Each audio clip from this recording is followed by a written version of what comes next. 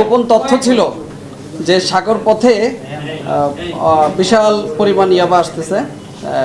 ওই তথ্য পাওয়ার পর থেকে কালকে বিকাল থেকে কিন্তু আমরা সম্ভাব্য স্থান আমরা রেকি করি গতকালকে বিকাল থেকে, এবং রাত থেকে আমরা জেলে এসে যে 2টা নৌকা যোগে কয়েকটা পয়েন্টে আমরা চলে যাই। আমাদের অফিসার ফোর্স সবাই কিন্তু অলমোস্ট জেলে এসে গিয়েছে যাতে কেউ সন্দেহ করতে না পারে আমাদেরকে। এবং সাগর পথে যে বড় ট্রলারটা থেকে যখন রিসিভ করে ছোট একটা নৌকা খুঁটাখালি ব্রিজটা পার হওয়ার পরে ওই চ্যানেল পথে, তখন থেকে তাকে আমরা ফলো করতে শুরু করি। এবং আমরা কিন্তু অনেক দুঃসাহসিক অভিযান পরিচালনা করি, কারণ তার যে কোনো মুহূর্তে আমাদের জীবন বিপন্ন হওয়ার সম্ভাবনা ছিল একদম নদী পথে, সাগর পথে। তো দুপুর 12টা 5-এ আমরা তাৎক্ষণিকভাবে যখন আমরা তাকে রেড দিই, তখন তারা যে 3-4 জন ছিল তারা ঝাঁপিয়ে পড়ে নদীতে, পার্শ্ববর্তী প্যারাবনে পালিয়ে যায়।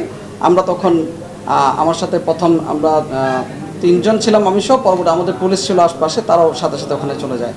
আর নৌকার পাটাতন খুলে আমরা দেখি 5টা ড্রাম, মিনি ড্রাম নীল রঙের, এবং ওখানে সব উপস্থিত সাক্ষীদের সামনে আমরা এগুলো জব্দ করি। এবং 125 কার্ড, প্রতি কার্ডে 10,000 পিস করে 12,50,000 পিস ইয়াবা আমরা জব্দ করি। আপনারা জানেন যে জেলা পুলিশ কক্সবাজার সবসময় ইন্টারলেট পুলিশিং করে থাকে। এই ইন্টারলেট পুলিশিংয়ের ধারাবাহিকতায় আমাদের গোয়েন্দা তথ্যের ভিত্তিতে আমরা বেশ কয়েকদিন যাবতই বিভিন্নভাবেই খোঁজ নিচ্ছিলাম, এবং এরই ধারাবাহিকতায় গতকাল আমরা জানতে পারি যে একটি বৃহৎ ইয়াবার চালান সাগর পথে দেশের অভ্যন্তরে প্রবেশ করবে। এই প্রেক্ষিতে চকরিয়া সার্কেল এএসপি জনাব রকিবুর রাজা এবং চকরিয়া থানার ভারপ্রাপ্ত কর্মকর্তা মোহাম্মদ আলীর নেতৃত্বে একাধিক টিম আমাদের যে তথ্য, গোয়েন্দা তথ্য, সেই তথ্য অনুযায়ী বিভিন্ন জায়গায় অবস্থান গ্রহণ করে।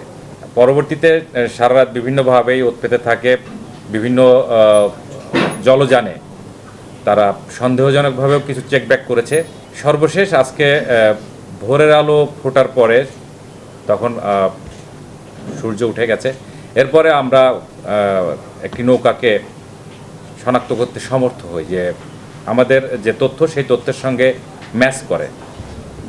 পরবর্তীতে ওই নৌকাকে যখন আমরা পার্সু করি, তখন নৌকায় থাকা যে দুর্বৃত্তগণ বা যে মাদকের ডিলার বা পাচারকারীগণ, তারা টের পায় যে সম্ভব না, তারা তখন পানিতে লাফ দিয়ে পড়ে দ্রুত পাশের যে প্যারাবন আছে সেই প্যারাবনের ভেতরে অন্তর্হিত হয়ে যায়।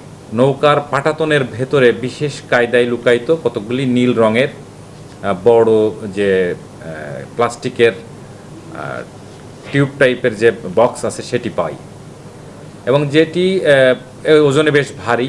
পরবর্তীতে যখন এটির কর্ক ওপেন করা হয়, তখন সন্দেহটা একদমই স্থির হয়।